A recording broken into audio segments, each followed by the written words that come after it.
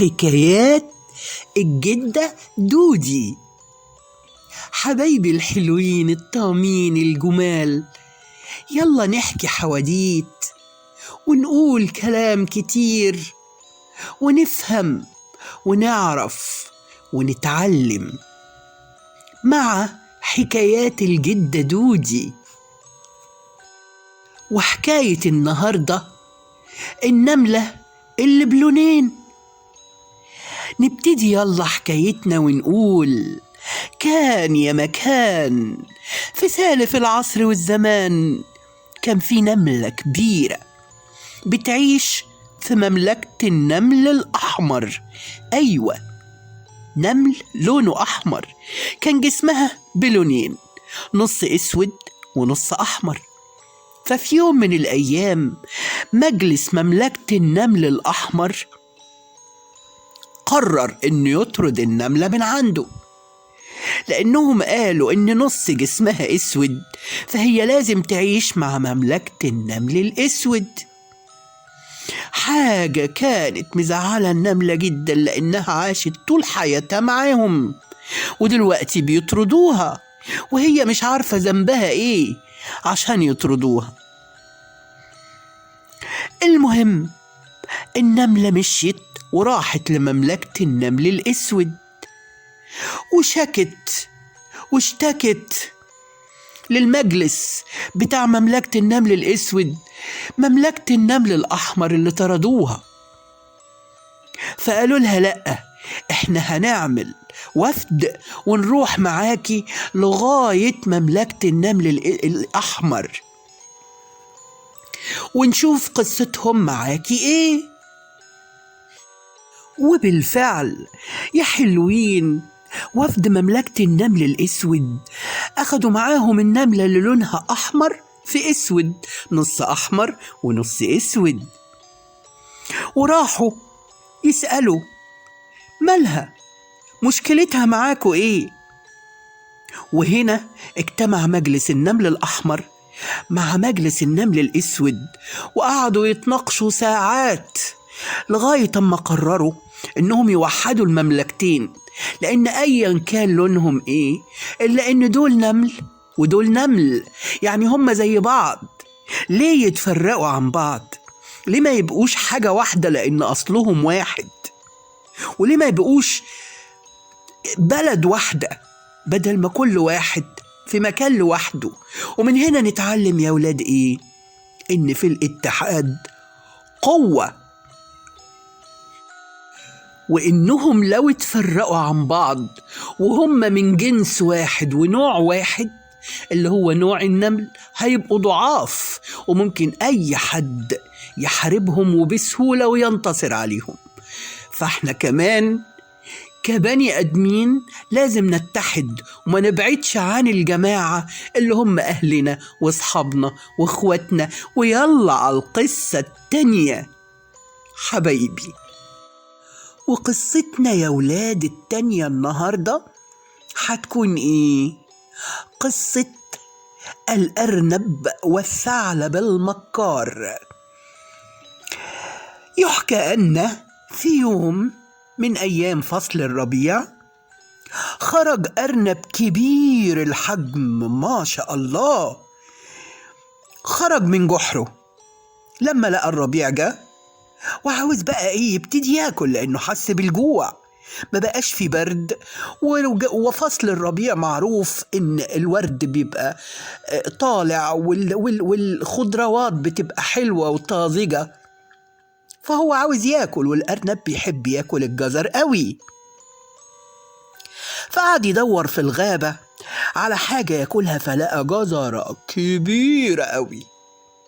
بقى فرحان جدا وكان لسه هيروح يمسكها بإيده، وأول ما مسكها بإيده اتفاجئ بإن الثعلب المكار طلع له فجأة ومسكه من رقبته. فالأرنب قال إيه؟ أرجوك ما تاكلنيش، وكان بيترعش وخايف موت يحسن الثعلب المكار ياكله. قال له: قول لي سبب واحد يا أرنوب إني ماكلكش. قال له طيب أنا هديك الجزرة السحرية اللي في إيدي دي. فالثعلب اتعجب كده وقال له جزرة سحرية؟ سحرية إزاي؟ فالأرنب قال له وهو متحمس جدا شوف يا ثعلب، بالفعل الجزرة دي سحرية. أقول لك بتعمل إيه؟ فالثعلب قال له بتعمل إيه؟ قال له هتخليك تقدر تطير. قال له انت بتكذب عليا يا أرنب عشان ما كلكش. الجزرة دي لا يمكن تكون سحرية ولا يمكن تخليني أطير. قال له صدقني زي ما بقولك أنا بفدي نفسي بالجزرة دي.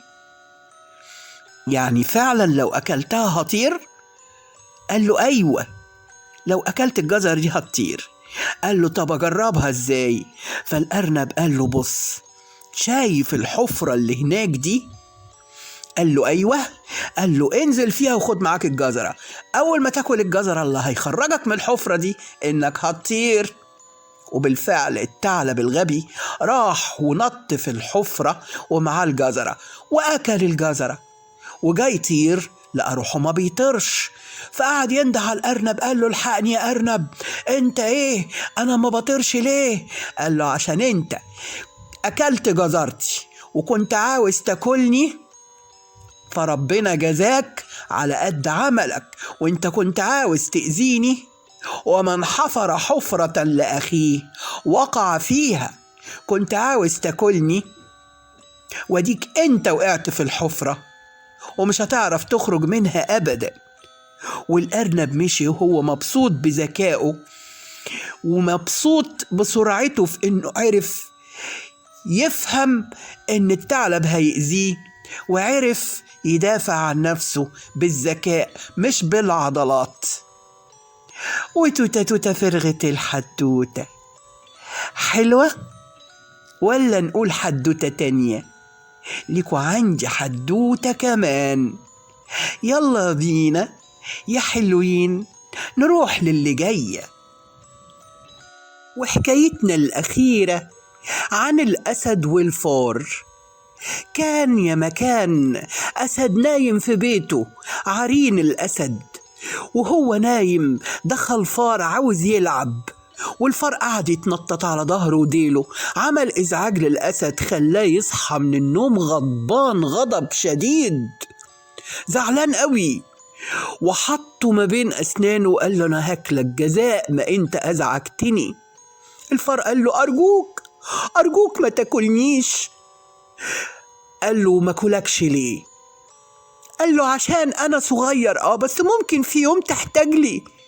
الأسد هنا ضحك قوي قوي قوي لدرجة إن الفار وقع ما بين سنانه على الأرض وقال له أنت ممكن في يوم تساعدني يا فار يا صغير، ده أنا شايفك بالعافية. قال له طيب سيبها للأيام. قال له أنا هسامحك واسيبك مش عشان منتظر إنك تساعدني. أنا سبتك عشان أنت ضحكتني. وبالفعل في يوم من الأيام الأسد كان ماشي في الغابة بيدور على فريسة ياكلها عشان يشبع، وقع في شبك الصيادين اللي بيصطادوا الأسود، وقعد يقول الحقوني انجدوني، معرفش يخرج من الشبك. هنا الفار تدخل ودخل وقال له أنا جيت لك أهو هنقذك، وقعد يقرقط في الشبكة، يقرقط بسنانه الصغيرة لغاية ما فتحها، والأسد اتحرر وبقى حر وجري وبص للفار قال له شكرا. قال له أنا قلت لك ما تبصش لصغر حجمي، لأنه ممكن الحجم اللي حجمه صغير ده يساعدك وينقذك، وحصل ده. فمن فضلك ما تبقاش بعد كده تسخر من اللي أصغر منك، لأنه ممكن في يوم يبقى له فضل عليك وبسببه هتقدر تعيش. اتعلمنا ايه من القصة دي يا حبايبي؟ ان احنا دايما كل حد ما نسخرش منه، ونبقى ممكن نلاقيه في يوم من الأيام يساعدنا، ونخلي علاقتنا حلوة بالناس. بس برضو الفار غلط إنه راح أزعج الأسد.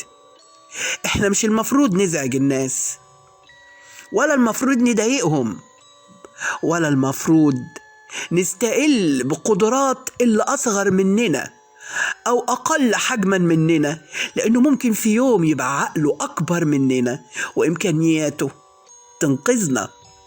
وتوتة توتة فرغت الحدوتة حلوة، غنولي غنوة. يا ولادي هنا أنا خلصت حواديتي، وهقابلكوا تاني في حدوتة جديدة مع حكايات الجدة دودي. ومعانا الجدة دودي وحكايتها الجميلة الحلوة. وباي باي حبايبي، باي.